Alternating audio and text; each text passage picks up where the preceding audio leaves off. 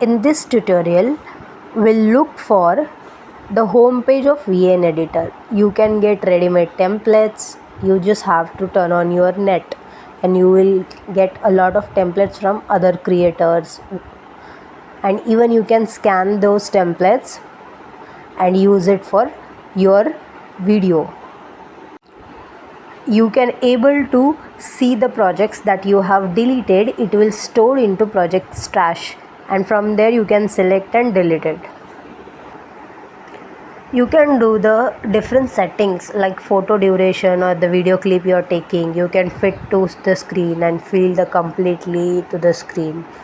You can have the different settings, attach effect, attach the music to at the initial stage.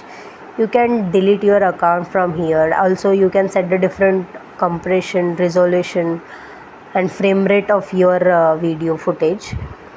Also you can give the feedback over here. You can contact to the VN editor and you can get to know about VN editor, what is the version of this and other details. At bottom menu you can see the search up button. Right over there you can have a different variety of templates from other user, and you can save, download and use it for your videos. You can also get the different tutorials given by the VN editor.